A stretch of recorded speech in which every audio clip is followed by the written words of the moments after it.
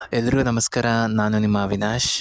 Second P U C result ಬಂದಿದೆ. Second P U ಸಿಯನ್ನು ತುಂಬ ಚೆನ್ನಾಗಿ ಪಾಠ ಮಾಡುವಂಥ ನಮ್ಮ ಫಿಸಿಕ್ಸಿನ ಮಿಸ್ಟರ್ ವೈದ್ಯನಾಥ್ ಅವರು ನಮ್ಮ ಜೊತೆ ಇದ್ದಾರೆ.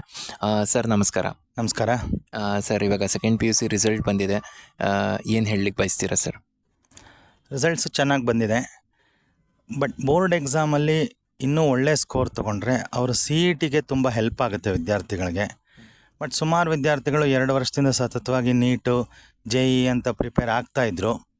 ಬಟ್ ಅಷ್ಟೇ ಗಮನನ ಅವರು ಬೋರ್ಡ್ ಎಕ್ಸಾಮ್ಗೂ ಕೊಡೋದ್ರಿಂದ ಸಿ ಇ ಟಿಗೆ ಹೆಲ್ಪ್ ಆಗುತ್ತೆ. ಈಗ ನಾನು ನೋಡಿದ ರಿಸಲ್ಟಲ್ಲಿ ಕೆಲವು ವಿದ್ಯಾರ್ಥಿಗಳು ಬೋರ್ಡ್ ಎಕ್ಸಾಮಲ್ಲಿ ಇನ್ನೂ ಚೆನ್ನಾಗಿ ನಂಬರ್ ತೊಗೋಬೋದಾಗಿತ್ತು. ಸೊ ಆದರೂ ಏನೂ ಧೃತಿಗೆಡಬೇಕಾಗಿಲ್ಲ. ಈಗ ಮತ್ತೆ ಇನ್ನೊಂದು ಎಕ್ಸಾಮ್, 2ನೇ ಸುತ್ತಿನ ಎಕ್ಸಾಮ್ ನಡೆಯುತ್ತೆ. ಅದನ್ನು ತಗೊಂಡು ಇಂಪ್ರೂವ್ಮೆಂಟ್ಗೆ ಅವಕಾಶ ಇದೆ.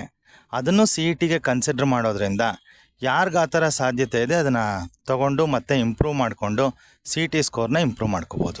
ಅಂದರೆ ಇವಾಗ ಸ್ಪೆಷಲಿ ಕೆಲವು ಮಕ್ಕಳು ಬೇಜಾರು ಮಾಡ್ಕೊಂಡಿರ್ತಾರೆ ಸ್ಕೋರ್ ಕಡಿಮೆ ಆಯಿತು ಅಂತ, ಅಥವಾ ಕೆಲವರು ಮಕ್ಕಳು ಅನುತ್ತೀರ್ಣ ಕೂಡ ಆಗಿರಬಹುದು, ಗೊತ್ತಿಲ್ಲ ನಮಗೆ.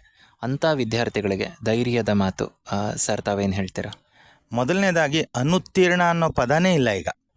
ಯಾಕೆ ಅಂದರೆ ಅವರು ನಾಟ್ ಕ್ಲಿಯರ್ಡ್ ಅಂತ ಕೊಡ್ತಾರೆ, ಫೇಲ್ ಅಂತ ಕೊಡಲ್ಲ. ಮತ್ತೆ ಇನ್ನೊಂದು ಎಕ್ಸಾಮ್ ನಡೆಯುತ್ತೆ, ಇನ್ನೂ 2 ಎಕ್ಸಾಮ್ ನಡೆಯುತ್ತೆ. ಅವಕಾಶ ವಿಪುಲವಾಗಿದೆ.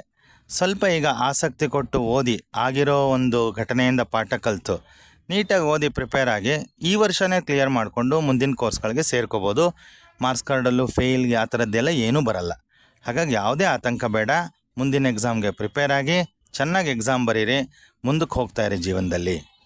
ಖಂಡಿತ. Thank you very much sir. That was mister Vaidyanathan. ಮತ್ತಷ್ಟು ಅವಿನಾಶ್ ಮಾತನಾಡ್ತಾನೆ. ಕೇಳ್ತಾ ಇರಿ ಮೈಸೂರು ರೇಡಿಯೋ.